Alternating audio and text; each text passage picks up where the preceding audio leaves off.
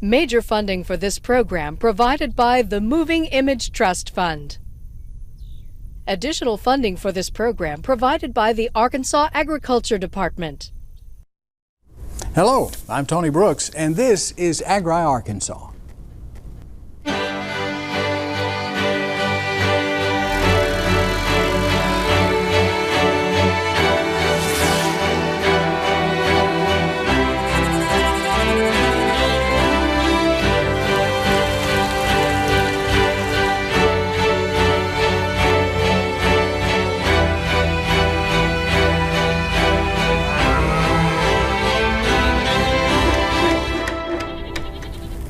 Learn by doing. 3 words heard by about 6 million youth nationwide and over 140,000 kids in Arkansas. It's the motto of the 4-H organization. 4-H is present in all 75 Arkansas counties and has a long history in our state. Let's take a closer look now at 4-H in Arkansas.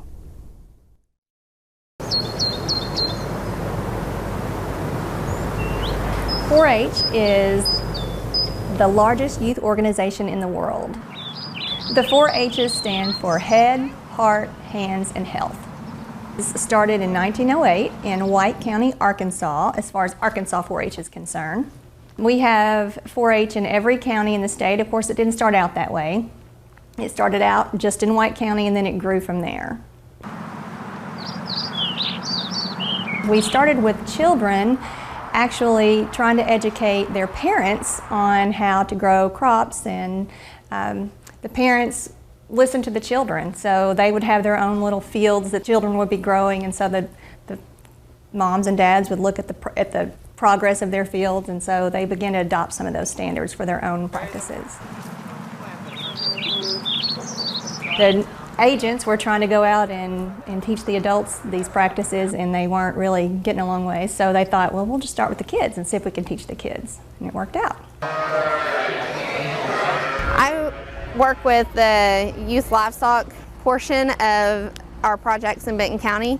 I oversee all of our county activities, and then I also work with the livestock judging teams and livestock skills teams. 4-H livestock is where our roots are. That's where 4-H began in agriculture, and taking research-based scientific information and allowing youth to try those new production methods and see increased yields or see the outcome or benefits of the new technology or production methods. There's not much better way of learning responsibility and time management and teamwork than with a livestock project. They have a living, breathing animal that they are taking care of, and they're responsible for day in and day out. So they can learn those skills and apply them throughout their life.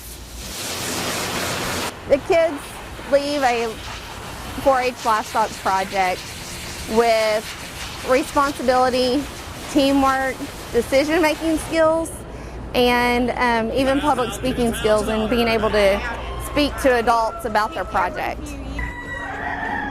We are really pushing all the new science and technology projects right now, but I think the roots of 4-H and agriculture are still very important. And you know, we're going to have to feed the world, and these kids are the ones that are going to have to do it. They started out as corn clubs, is what we called them way back then, instead of 4-H clubs. Boys started corn clubs, then we included girls for canning clubs. And then it started evolving. Of course, it started out in the rural areas, and it still is largely a traditional rural art audience. However, we also have lots of urban audiences now, to where we do computer science, lots of different STEM, science, technology, engineering, and math project areas as well. So we always say you don't have to have sows, cows, and plows in order to be in 4-H anymore. You can always be in 4-H and live right in the middle of the city. I don't know the answer to that question, but just know that everything that goes into an aircraft. Today we are at Cavu Industries in Stuttgart, Arkansas with about 50 4-H'ers, and we're learning about aerospace technology and what keeps a plane in the air. Our goal is to take these aircraft. These kids are with our in-school clubs and after-school clubs, and they've been studying aerospace for about a year. Right now they are currently touring the inside of a plane so that they can actually see the cockpit of an airplane, since many of these kids never get that opportunity. 4-H is a program that's open to all youth ages 5 to 19, regardless of who they are or what their background is, and we try to supplement their education in fun, hands-on learning. And so, for instance, this component right now, it's one thing to read about how an airplane stays in the air or what works on an airplane, but here they're actually getting to touch an airplane, see the engine up close and personal, and have a more tangible experience. Whoa! Oh, wow! So the mission of 4-H really hasn't changed over time. It's just evolved to meet the changes of time. When do we get to see the airplanes? Just a little bit. Kids join 4-H, they pick a project, and then they are self-motivated to finish that project. No one's standing over them to finish a project, but if they get through with that project and want to do another one, there are countless other ones they can be involved in. Once a child chooses a project area, they work in that project level area at the county level throughout the year. But we also have competitive events in lots of those project areas, to where they go to a county event, competitive event, and they compete. It might be BB shooting, it might be reel into sport fishing, it might be any kind of science and technology you can imagine. I started 4-H when I was in 2nd grade. We started just getting into it with rabbits, showing rabbits, and so that just kind of head started me into it. Then I got into other things like public speaking, and public speaking showed me a lot of confidence in what I do. It helps me even today showing pigs. I don't know, some people would think how would public speaking help you with pigs, but it's that confidence level that it gives you in the ring, because if you don't have confidence, you're probably not going to show your hog very well. The past 7 or 8 years I've been shooting competitively, and we have 5 competitions we do. We do a Arkansas BB shoot. We have a AYSSP, which stands for Arkansas Youth Shooting Sports Program. Then we have YHEC, which stands for Youth Hunter Education Course, and that you shoot 4 different disciplines, and then you do 4 non-shooting disciplines.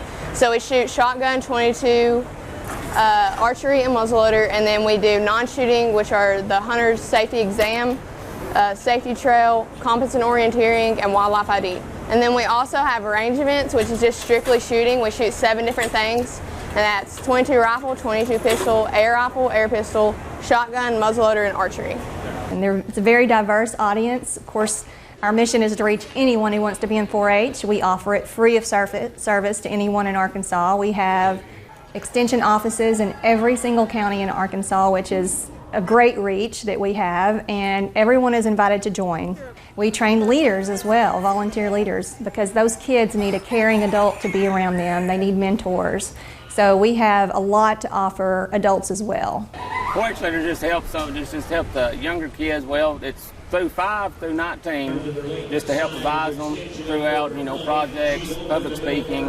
It goes way beyond. There's all kinds of stuff. It ain't just all livestock. It goes way beyond. But what I specialize in is the livestock part, on helping them with it, and of course help them find their animals, feeding the animals, and all that. That's what I do. Well, I'll tell you, what I get out of it is just seeing these kids, grow, and with responsibility and all that. It makes my day, to see these kids out here working animals and all that, that show responsibility and making something of themselves. Our mission statement is to make the best better. That's our motto. So that's what we're trying to do in any instance. When they graduate from 4-H, they are prepared for the world. They are prepared to give a speech. They're prepared to talk to a legislator.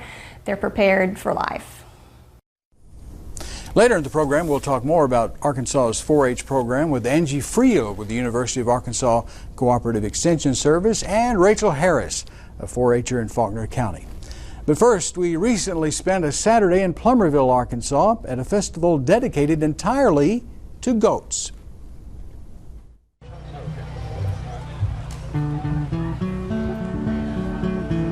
We're here in Central Arkansas in Perryville, and we're having the first annual Goat Festival. What are you guys doing today? We're at the Goat Festival, being goats. I mean, a little disappointed some people figured out we were humans dressed as goats, but that's okay. You know, we had fun. We decided to have a goat festival partly because it seemed like a lot of fun and a good way to bring fun tourism to Perry County. One of our strengths is that we're an agricultural area. People actually have goats, and you know, it seemed like a good place to have a fun festival. What'd you do here today? Well, we got put in the goat parade. That was kind of fun. We were the caboose. We watched the cheese making. We watched the goat races. We looked at goat soap. You know, we ate snow cones. We didn't get the goat ice cream. They were sold out. That was a heartbreak.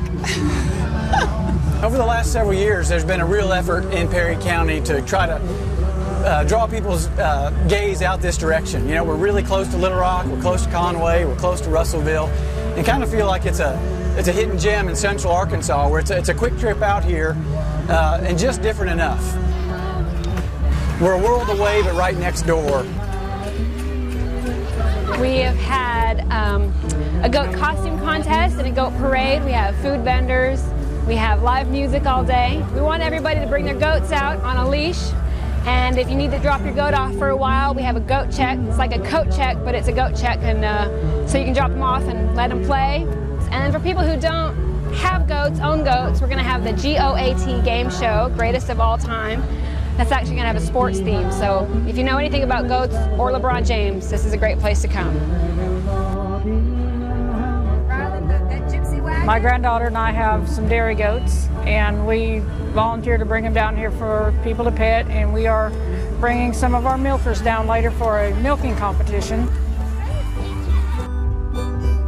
The milk is really good for you. It's very nutritious.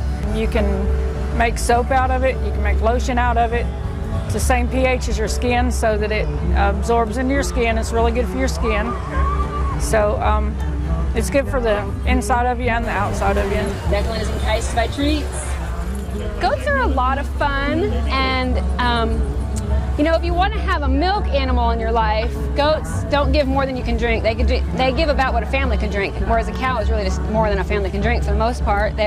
Kids can handle them. They're safe. They're quiet. They don't smell bad. They're just a lot of fun. They have great personalities. They like to jump on things and butt heads and climb, and they're just fun to watch and be around. And people love goats. They have very unique personalities. They're very personable, like dogs. They're very friendly. I bought my granddaughters a couple dairy goats 8.5 years ago, and now we have 33. This turnout, I don't have any idea how many people are here exactly or how many have come, but I've never seen so many people in Perry County in one place. Not only do we have the Goat Festival here in Perryville, and once you're out this direction, we've got the National Forest with all kinds of public land that people can explore. There are, lots of creeks, places to hike out there, both established trails and just kind of making your own way. There's Harris Break and Lake Nimrod, which are both great for fishing. And then the Heifer Project, which has been a big draw for people out of Little Rock and really from all over the country and the world for a long, long time. So there's a lot to do out here.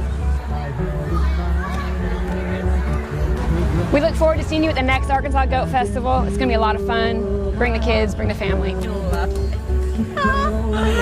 I'm so happy. Thank you. Thank you. I'm so happy.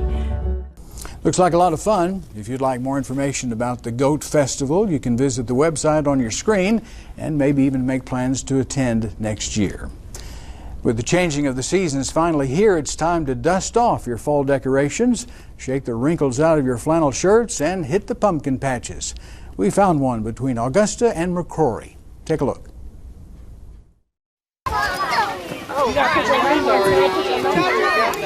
People's Farms is a pumpkin patch and corn maze. Just follow me, stay in line, and please don't try and go off on any other paths. You can't get lost in here. We will have to come find you. I'm short. Other than that, y'all just follow me and we're gonna have a good time. We straight through this morning until you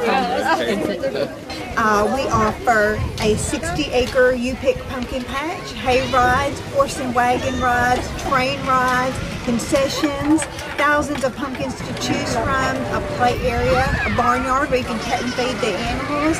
We've got sunflowers, we offer cotton picking, we've got a bonfire on the weekends, and at night we haunt our maze from 8 to 10 on Fridays and Saturday nights for a haunted experience. 1, 2, 3, eyes on me! 1, 2, 3, we gotta go line back up! We are located in Augusta, Arkansas on Highway 64, which is the main highway that runs from Bald Knob, Arkansas to Memphis, Tennessee. We are right in the middle between Augusta and McCrory. People's Farm is open for operation from September 22nd to October 31st yearly, 7 days a week. Here at People's Farm, we offer 35 different varieties of pumpkins, gourds, ornamental squash, heirloom pumpkins. With school groups, we allow each child and parent to go home with a pumpkin when they visit with the schools. On the weekends, pumpkins are not included, but we have pumpkins ranging from 50 cents up to $8. And you may pick your own pumpkin or choose from one that we provide for you. The kids and the teachers are out here trying to pick pumpkins out to carry home with them as a souvenir. Me and my husband bought this farm in 1996 after our daughter was born to diversify our farm. We were row crop farmers. Row crop farming was not bringing in a lot of money, and we saw that we had to add some crops to make a living. So we started raising wholesale pumpkins and wholesale watermelons. Shortly around 2005, we decided to open up a pumpkin patch due to requests from local schools to have a real farm experience. So in 2005, we added a corn maze, and every year we've added an additional activity to enjoy out here.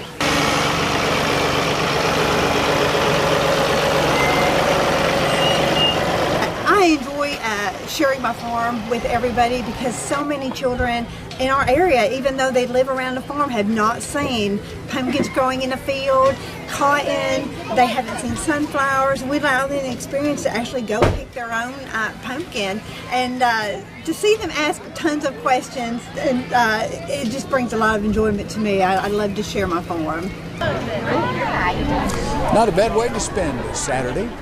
Joining us now is Angie Friel with the University of Arkansas Cooperative Extension Service and Rachel Harris, a 4-H'er in Faulkner County. Angie, I'm going to start with you. I had no idea that 4-H was the biggest youth organization in the world.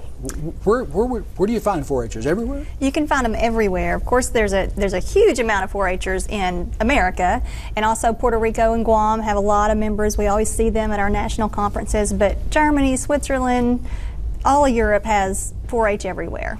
It's a great organization. 108 years old and still going strong. What made you want to get involved in 4-H? Well, I was one of those students in college who I wasn't sure what I wanted to do until an extension agent came to our class and talked to us, and from that moment on I knew that's what I wanted to do, and I have never been sorry I did it. I've had the opportunity to meet thousands of kids and adults who are just amazing people. You know, we've had members of the Cooperative Extension Service on this program before, but I didn't know, and I found it most interesting, that the whole idea behind 4-H was to recruit the youth to help the Cooperative Extension Service agents reach the parents. Well, our bases are land-grant universities. We bring that research to the public. In the very beginning, when we tried to take that research to the public, the adults sometimes wouldn't adopt the practices that we were telling them to do that would work. And so we began working through the children. I don't know if the overall goal was to reach the parents, but the children started planting their own little plots of land and using our practices, and their crops flourished. And so their parents eventually started listening to our agents and adopting the practices that we suggested. Well, they saw it firsthand. Right. So they saw what their children were doing. Rachel, I want to turn to you. Have your parents learned with you as you've progressed with your 4-H projects? They have. So I've been shooting competitively for 7 to 8 years. And our practices are run by parents. So our club actually cannot function without the parental involvement. Tell me about some of the projects you've worked on and how often, or I guess it depends on the project, how long it takes for a project. Yeah, so I've shown rabbits, and I showed that for 4 years, and they're not a whole lot of work, as well as chickens. I've shot competitively for, like I said, 7 to 8 years.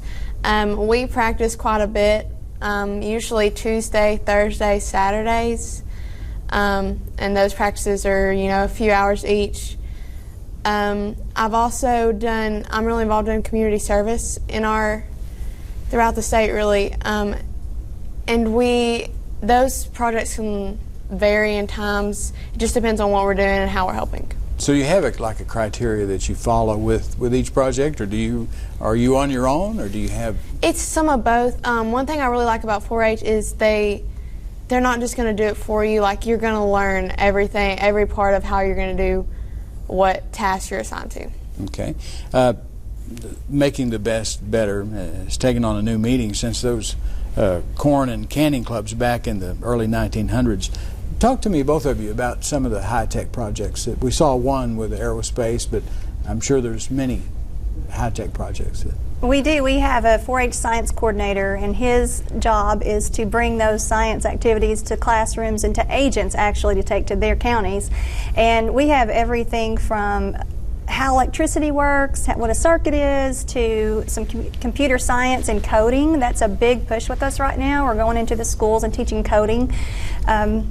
Those are just to name a few, but we have a lot of agriculture science too that we teach. Mm-hmm. The new tractors are amazing, and that's one of our competitive events is tractor driving, and with the new components that are available on those today, that is really high tech as well. You got GPS. Right. Do you drive a tractor, Rachel?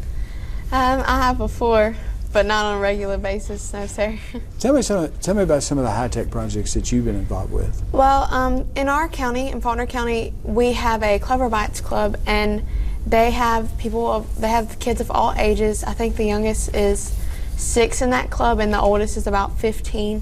And they've been doing a lot with robotics lately. Wow. So, and they've shown some of their robots at different county events, and they're really interesting. So this has come a long way from the corn clubs. It has. To robotics. Definitely. Tell me more about the in-school and after-school clubs that were mentioned in the piece we just saw.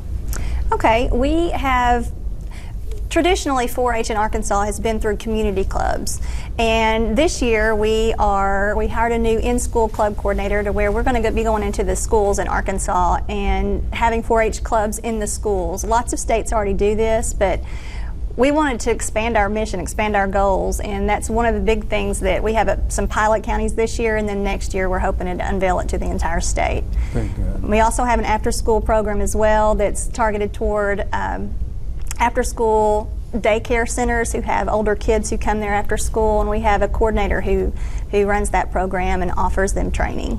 Now, you've been involved with 4-H for a long time. Were you involved in any of these? Yes, sir. I haven't.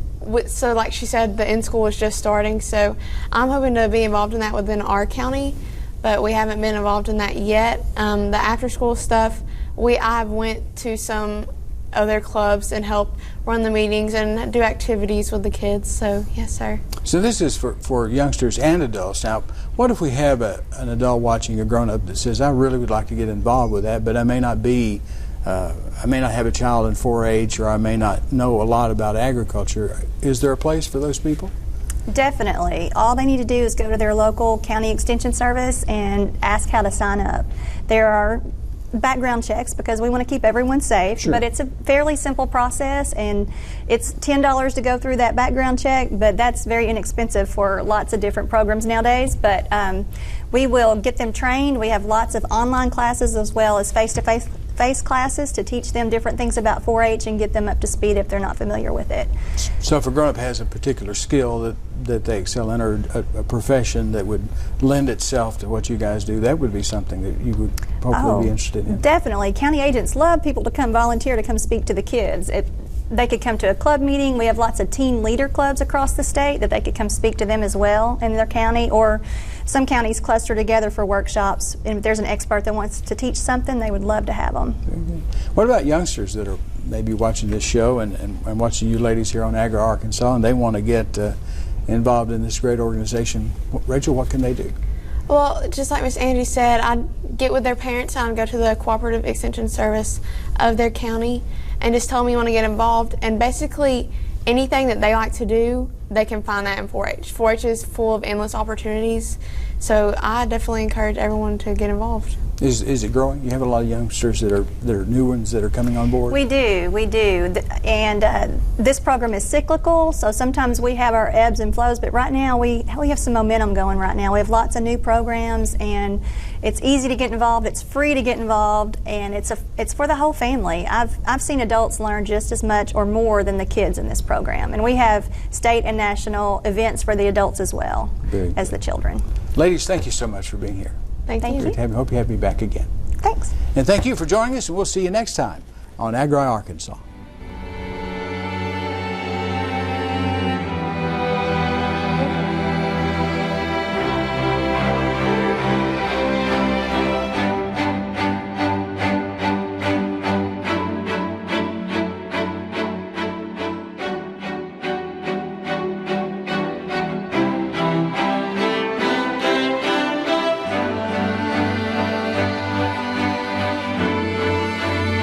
Major funding for this program provided by the Moving Image Trust Fund.